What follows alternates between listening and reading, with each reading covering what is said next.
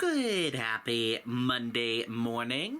Is Monday, October 30th, 2023. I'm Riley King, and welcome to WRMK News 12 right here. And welcome to your morning newscast. We got a jam-packed newscast to get to this Monday morning, so let's get started right now.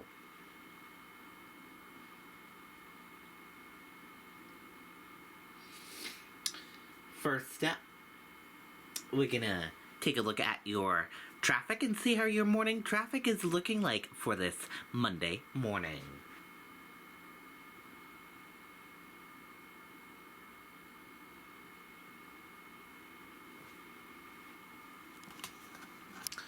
And you want to be prepared for your traffic this Monday morning. As you can see, you're going to have wet roadways this Monday morning on 93 heading into Massachusetts. You got a fairly nice smooth sailing ride there, 293.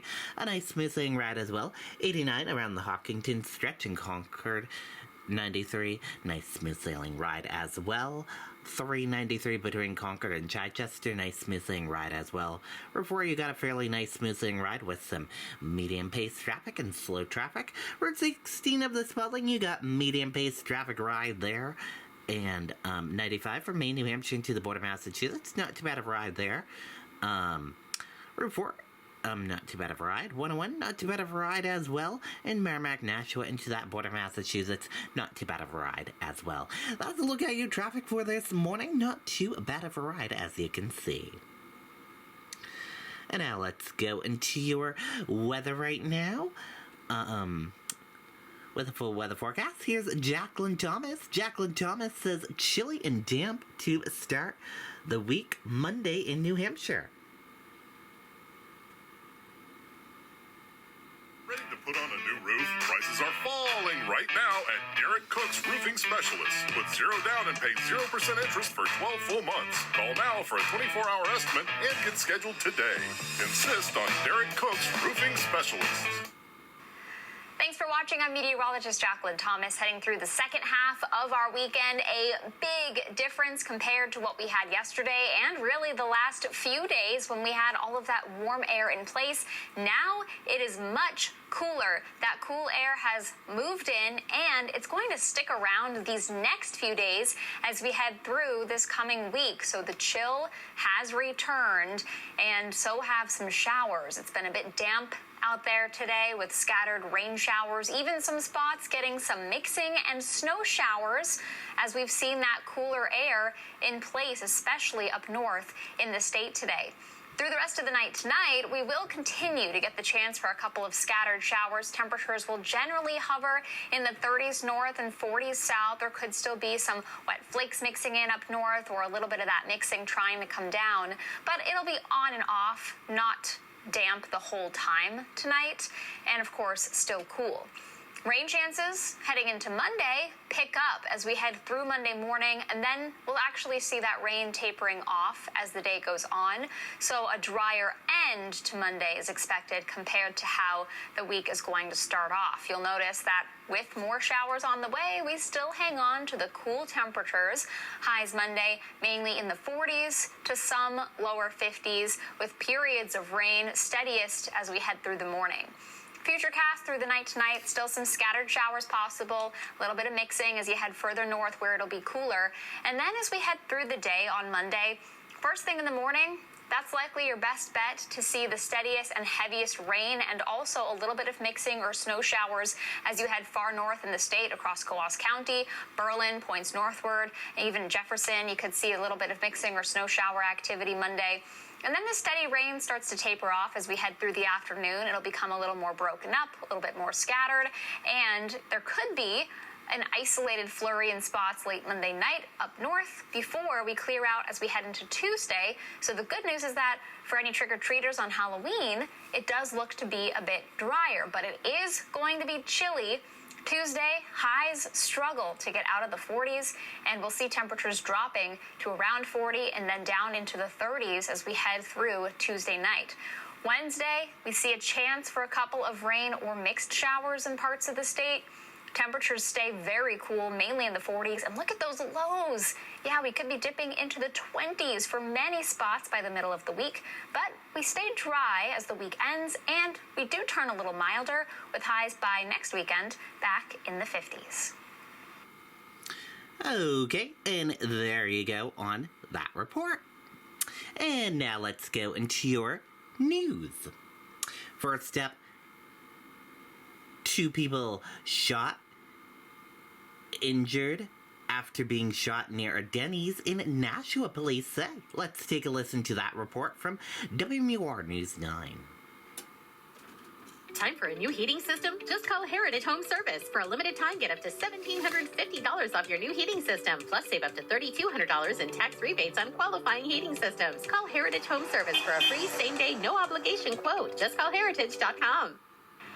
Well, Ariel, we know this all happened around 2:45 this morning, but when I spoke with police this afternoon, they told me they're still searching for potential suspects, but they do say that they do believe this was an isolated incident, and right now they say there is no threat to the general public. Nashua police say officers responded to Goosable Avenue after getting multiple reports saying more than one person had been shot. This all happened in a strip mall with several businesses, stores, and restaurants.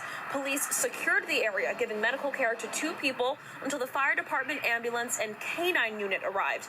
Police confirmed 2 people were transported to local hospitals with gunshot wounds, and we know one person suffered a head injury from hitting their head on the ground after being shot. This morning, a large area of the Denny's parking lot was searched by police. Clothing, a firearm, and some personal belongings were scattered around that area. Now, that Denny's restaurant was closed this morning while investigators conducted their search and gathered evidence, but it has since been reopened. And again, police do tell me they do not believe there is a threat to the general public right now. They say the 2 people who were shot are expected to survive. We're live in Nashua tonight. Imani Fleming, WMUR News 9. Okay, and there you go on that video and that report. Jury selection scheduled for Monday in trial of Pelham church shooting suspect.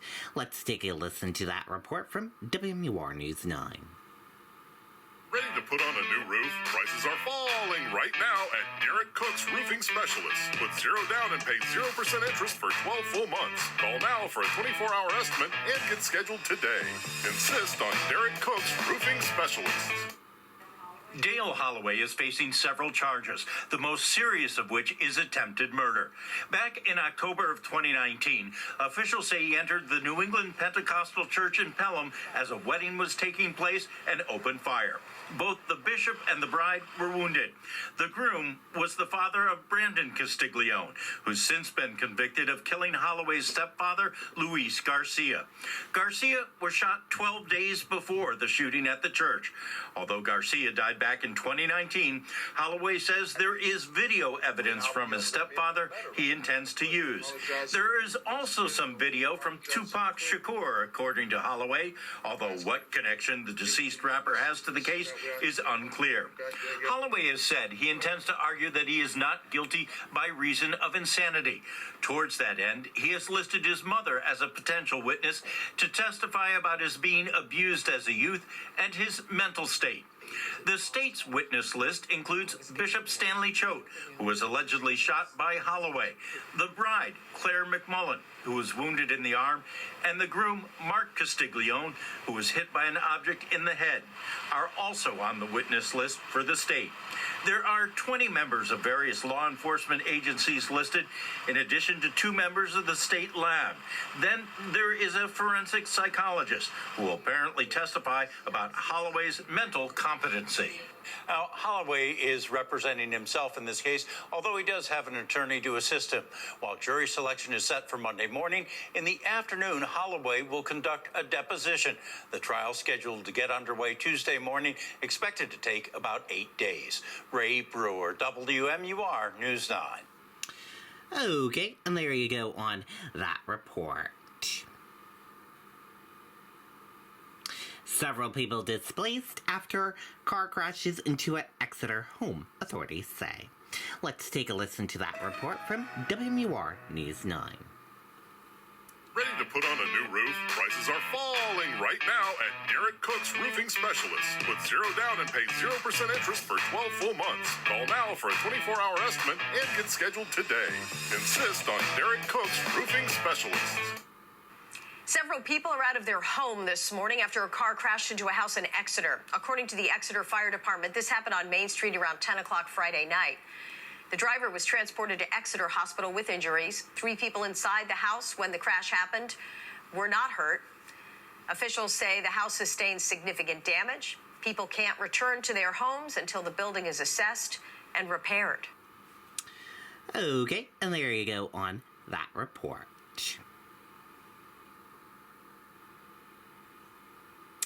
Lewiston Family Assistance Center opens to help victims directly affected by the shootings. Let's take a listen to that report from WMUR News 9. Granite, it's one of the strongest rocks on Earth. That strength is found everywhere in New Hampshire.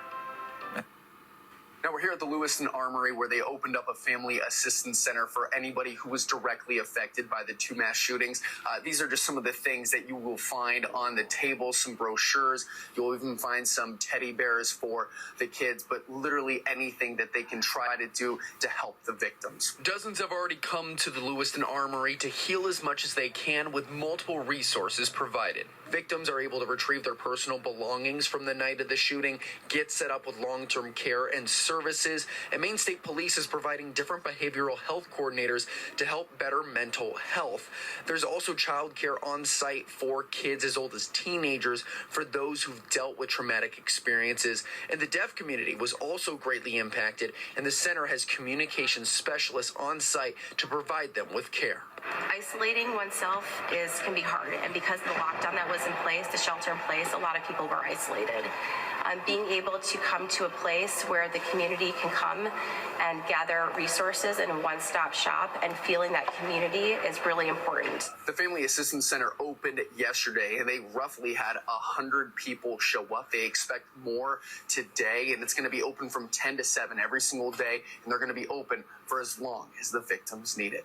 We're here in Lewiston. Troy Lynch, WMUR News 9. Okay, and there you go on that report. Alleged Maine gunman tried to buy a silencer months before the Lewiston shooting. Let's take a listen to that report from WMUR News 9. For the easy and the complex, the small stuff and the big, we're here with the affordable local loans, easy to manage accounts, and financial advice to help you blaze a trail, figure stuff out, and make your money go farther. We're Granite State Credit Union. Live bold. The manhunt is over, but the investigation into the suspect in the Lewiston mass shootings who killed 18 people is just starting. Pure evil showed up and landed in Lewiston, Maine. But we're learning new details about what the suspect was doing in the months leading up to the shootings. ABC News reports back in August, he tried to buy a silencer for a rifle. He seemed like a normal guy, just talking to him. Rick LaChapelle is the owner of Coastal Defense Firearms in Auburn, Maine. He says the suspect came into his store 2 months ago after picking out a silencer online. He'd already filled out all the federal paperwork needed to buy it, but on one of the forms, the suspect admitted to having been committed to a mental institution. At that point, staff members intervened. Let him finish filling out the form and said, "I'm sorry, Mr. Card, we cannot give you this because of these reasons." Rick says making that decision in that moment might have saved dozens of lives. Can you imagine what would have happened if he'd had that silencer on that gun? They'd have never heard the noise. And I credit my staff. I say our staff saved 20 to 30 more lives that day just by their actions saying no. And Rick LaChapelle says the suspect was very cooperative, and he says that silencer was put aside. He says the suspect never came back into the shop after that day in August. In the studio, Imani Fleming, WMUR News 9. Okay, and there you go on that report. Lewiston begins healing process with a vigil prayer service for the victims and families. Let's take a listen to that report from WMUR News 9. Now's the time to get a great deal on select Kubota equipment. Ariel, 18 people were murdered. Dozens of others in this community are injured. And people all over are grieving. I just want you to take a look at this right now, and I want you to see this show of support by this community here just to show how much this impact is felt throughout this state.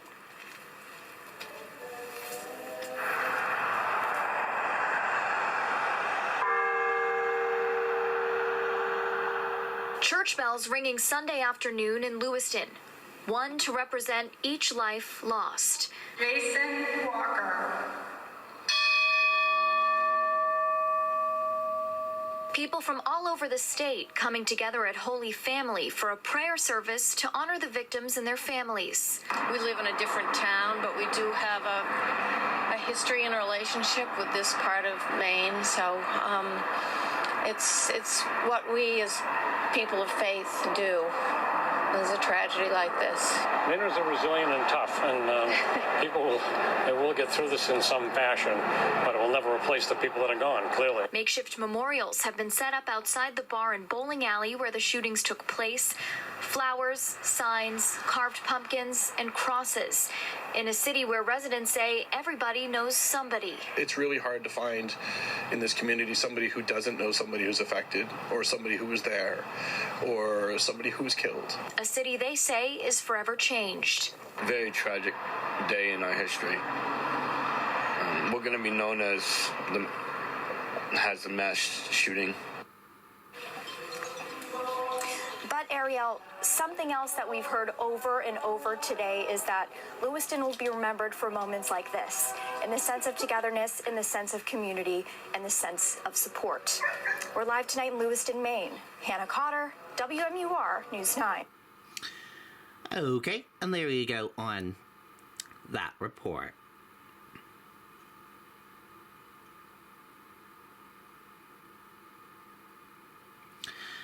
Mike Pence suspends presidential campaign. Let's take a listen to that report from ABC News. I wish for the amazing new iPhone 15 Pro. Sean, do you mean this one, the one with titanium? Switch to Verizon. You can trade in any iPhone and get the new iPhone 15 Pro on them. It's your last chance to trade in any iPhone for a new iPhone 15 Pro on us, only on Verizon. Now to politics and a big shakeup in the 2024 race for the White House. Mike Pence suspending his campaign. The former vice president making that bombshell announcement on Saturday at the annual Republican Jewish Coalition in Las Vegas. He is the highest profile candidate to exit the race so far. Here's ABC's Mary Alice. Tonight, the Republican primary field is shrinking. Former Vice President Mike Pence, the biggest name so far to exit the race. This is not my time. So after much prayer and deliberation, I have decided to suspend my campaign for president effective today. Pence started his campaign defending this moment. The chair declares the joint session dissolved. His decision to do his job and certify the 2020 election results, infuriating former President Trump and Trump's supporters on January 6th. Now Trump, far and away the frontrunner, asking Pence for his endorsement, even while bashing him on his way out. Because I had a great, successful presidency, and he was the vice president. There are still 6 major contenders in the race, some praising Pence today. Mike ran a tough race, a good race. He's been a good man of service. Mary Alice joins us now live from Washington. Mary Alice, as you said, Trump remains the front runner, managing to balance the campaign and legal woes, and some of his adult children will be in court this week. Yeah, Lindsay, that's right. Both of his adult sons, as well as Ivanka Trump, are scheduled to testify this week after a judge denied Ivanka's request to get out of it. Now, in this case, the New York Attorney General has accused Trump of fraudulently inflating the size of his assets in order to get better bank deals. The judge has already found that Trump committed fraud. He is now determining other allegations and what the punishments might be. Lindsay? Mary Alice, thank you. Hi, everyone. George. Okay, and there you go on that report.